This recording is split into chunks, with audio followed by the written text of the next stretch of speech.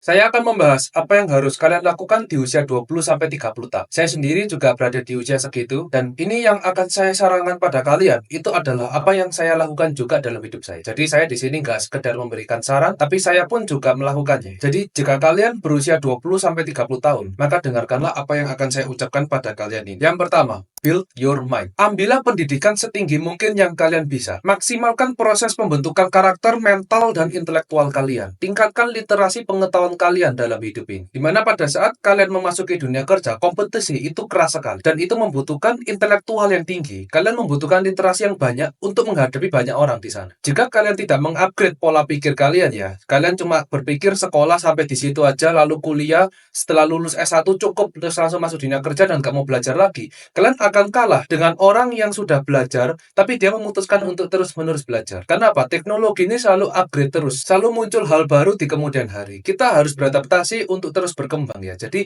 belajar itu nggak cuma di level bangku kuliah ataupun sekolah. Belajar itu sifatnya seumur hidup. Kalian harus lakukan itu terus-menerus agar kalian bisa menang berkompetisi di dunia bisnis ini. Pendidikan tinggi di sini jangan diartikan seperti kuliah sampai S2, S3 ngambil gelar profesor seperti itu ya, karena itu nggak berguna. Edukasi yang saya maksud di sini adalah perbanyak pengetahuan kalian, perbanyak baca buku, nonton podcast, ikut seminar atau webinar yang berbobot yang bisa memberikan kalian pengetahuan. Karena 90% ilmu yang diajarkan di sekolah itu nggak bermanfaat di dunia nyata. Cuma 10% yang kepake. Kalian sekolah 12 tahun. Kalau kalian kuliah 4 tahun, total 16 tahun sampai S1. Di situ kalian hanya mendapatkan ilmu 10-20% untuk hidup di dunia realita. Sekarang saya tanya pada kalian. Kalian misalnya sudah lulus SMA dan S1 ini. Kalian punya pengetahuan apa sekarang? Kalian punya skill apa? Kalau memang kalian bilang sekolah dan kuliah itu bisa memberikan kalian pengetahuan yang hebat dalam hidup ini, kenapa ada banyak orang masih pengangguran? Dan juga kenapa orang memikirkan untuk mencari pekerjaan? Kenapa dia nggak menciptakan pekerjaan? Itu berarti sekolah selama 12 tahun, kuliah selama 4 tahun. Total 16 tahun itu untuk sepanjang hidup kalian ya, dari kecil sampai sekarang usia 20-30-an ini. Pengetahuan itu nggak benar-benar dipakai. Dengan kata lain, kalian nggak bisa menghabiskan waktu hanya untuk sekolah. Belajar tuh nggak bisa cuma dari sekolah dan kuliah. Jadi edukasikanlah diri kalian untuk tetap bisa berkembang dan benar-benar belajar sesuatu yang relate dalam hidup ini. Jangan jadi Nokia yang sudah puas terhadap apa yang sudah mereka miliki. Nokia pada saat itu tidak mau berkembang. Mereka merasa inovasi Android dan iPhone itu hal yang bodoh. Dan mereka berpikir customer akan tetap bertahan di handphone jadulnya itu. Tapi nyatanya apa? Mereka akhirnya ketinggalan dan bangkrut sekarang. Mereka berusaha beradaptasi, tapi telat. Mereka kalah dengan orang-orang yang rendah hati dan mau belajar. Jadi jangan arogan. Mereka ketinggalan ya karena mereka arogan. Mereka merasa hebat, merasa nggak akan tergantikan. Tapi akhirnya apa? Mereka tergantikan. Jangan jadi seperti Nokia. Kalau kalian arogan, kalian sombong, nggak mau membuka pikiran, gelas itu kalian penuhi air pada saat ketemu orang lain. Gelas itu kalian penuhi air pada saat nonton video pengetahuan, di video edukasi. Kalian akan jadi orang arogan yang tidak akan bisa berkembang. Jangan buang-buang waktu untuk hal yang nggak produktif, seperti main game terlalu berlebihan dan juga scrolling sosmed terlalu banyak. Kalian bisa habiskan waktu berjam-jam untuk scrolling dan main game. Di waktu yang bersamaan, kalian bisa pakai itu untuk baca buku ya. Karena saya sendiri di sini sering baca buku. Jadi kalau kalian tanya kenapa saya bisa tahu banyak sedangkan kalian nggak pernah tahu, akhirnya kalian belajar dari saya, ya jawabannya karena saya menghabiskan waktu untuk belajar. Saya baca buku, nonton podcast, mentorship, ketemu orang ya. Semua yang memberikan saya peningkatan intelektual, meningkatkan literasi saya, pengetahuan saya dalam hidup ini, dalam dunia bisnis ini, saya lakukan. Jadi jangan sombong, jangan arogan. Tetaplah belajar dan ikuti perkembangan zaman. Yang kedua, build your body. Di usia yang sangat muda ini, ya saya dengan kalian semua ini, maksimalkan kesehatan kalian dengan berolahraga. Di sini saya sharing sedikit ya. Saya ini sudah nge-gym dari usia 16 tahun. Dan saya belum pernah berhenti sampai sekarang. Ya kalau kalian tanya kenapa badan saya nggak kelihatan besar kayak monster gitu, kayak atlet-atlet gitu, ya jawabannya karena saya nggak pakai steroid. Saya olahraga di sini supaya sehat. Dimana saya di sini maintain body fit, jika saya merasa, oh badan saya segini sudah cukup sehat, karena saya sudah olahraga, ya di situ saya cukup. Karena saya bukan atlet di sini. Sebagian dari kalian mungkin komen, oh ini buat apa ya olahraga gini, hidup ini kan kita harus dinikmati, ngapain susah-susah jaga pola makan, jaga pola tidur, buat apa capek-capek ngangkatin besi, lari-lari di treadmill gitu, jogging, toh ya juga ujung-ujungnya mati. Ya kalau ada yang nanya kayak gitu, saya jawabnya membedakan adalah kalau kalian olahraga, kalian bisa mati 20 tahun lebih lama daripada kalian gak berolahraga ya, saya cuma bisa bilang gitu. Karena menurut saya itu terlalu banyak alasan di sini. Saya dilihat banyak orang yang tidak menjaga badan, tidak menjaga kesehatannya. Ketika mereka dinasihati untuk olahraga supaya sehat, padahal hal yang simpel ya, mereka selalu mengeluarkan banyak alasan. Jadi di sini jika kalian adalah orang berusia 20-30 tahun ya, berolahragalah sebaik mungkin ya. Di sini saya ingin bilang, mungkin kesehatan bagi kalian tidak terlalu penting karena kalian sudah punya. Jadi kalian akan fokus pada sesuatu yang kalian belum punya, yaitu uang. Karena orang umumnya tidak akan bersyukur terhadap apa yang dia miliki, tapi fokus untuk ngejar sesuatu yang mereka gak punya. Itulah sisi buruknya manusia. Karena sekarang kalian sehat, kalian merasa kalian memiliki, jadi kalian tidak akan melestarikan itu. Kalian mikir untuk cari yang lain, tanpa memedulikan kesehatan kalian. Tapi coba kalian pergi ke rumah sakit ya, tanya pasien-pasien di sana. Jika mereka harus memilih salah satu, mereka lebih milih uang atau kesehatan.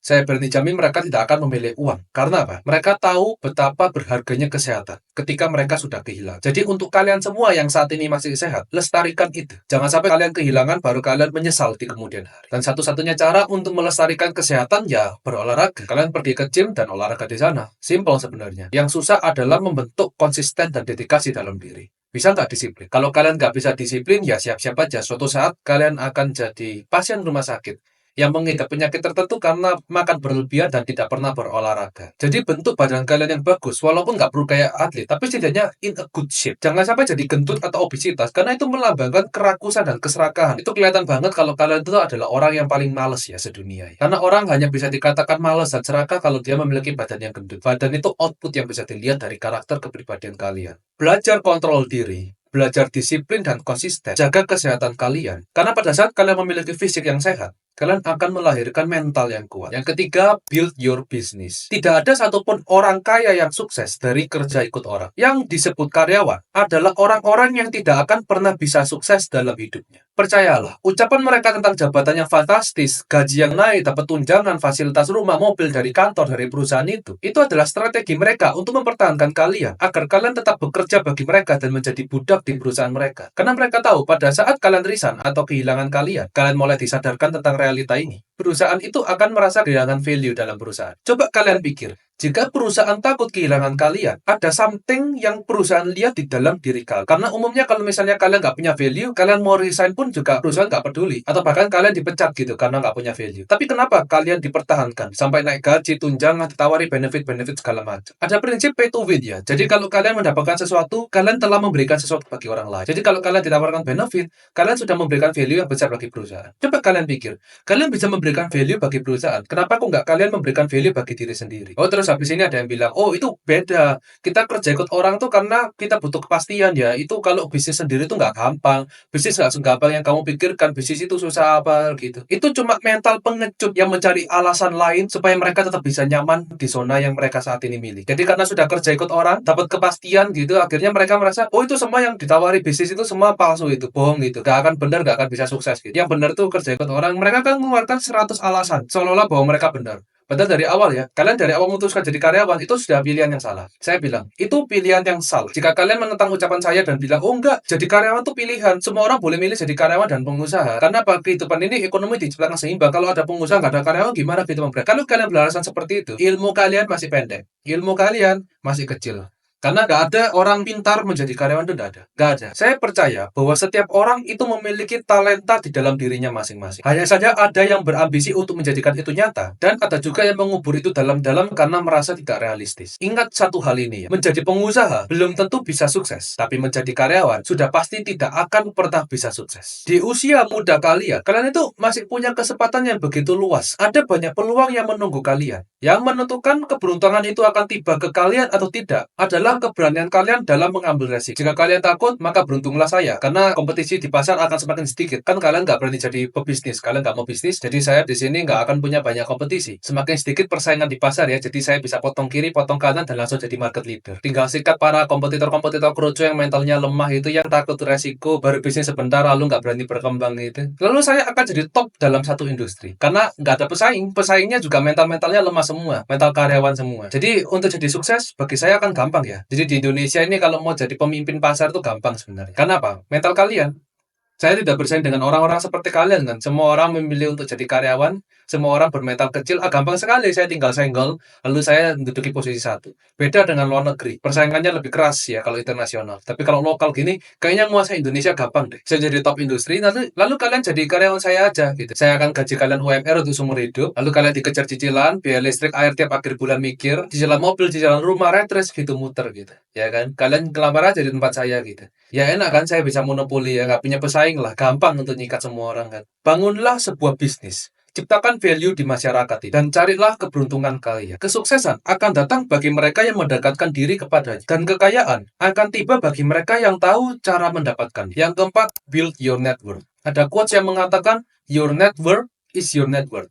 Dan itu benar. Dengan siapa kalian berteman, itu akan menentukan kekayaan kalian. Karena kehidupan sosial ini saling mengikat. Kalau kalian bisa berteman dengan orang miskin, bisa dipastikan kalian ya miskin. Karena logikanya, nggak mungkin orang kaya mau berteman dengan orang miskin. Tapi kalau orang miskin mau ya berteman dengan orang kaya. Tapi sebaliknya nggak mungkin gitu. Jadi kalau kalian punya teman orang kaya, benar-benar berteman nih, kalian nggak mungkin miskin. Kalian pasti kaya. Tapi sebaliknya ya, kalau misalnya kalian berteman dengan orang miskin, ya berarti bisa dipastikan kalian miskin. 99% orang di sekitar kalian akan meninggalkan kalian begitu mereka tahu kalian berusaha untuk mengupgrade diri kalian menjadi orang lebih baik. Baik ini apa? Baik ini mengejar mimpi, membentuk badan kalian, membangun bisnis kalian, membangun finansial dan kekayaan kalian. Artinya berusaha untuk menjadi 1% dalam kehidupan ini. Mereka akan meninggalkan kalian. Hanya kurang dari 1% orang-orang di sekitar kalian yang akan ada bagi kalian dan menemani kalian. Mungkin itu orang tua, keluarga, sahabat dekat. Sisanya mereka semua yang lain yang berada di zona nyaman akan meninggalkan kalian. Dan itu nggak masalah. Itu adalah resiko yang harus kalian terima.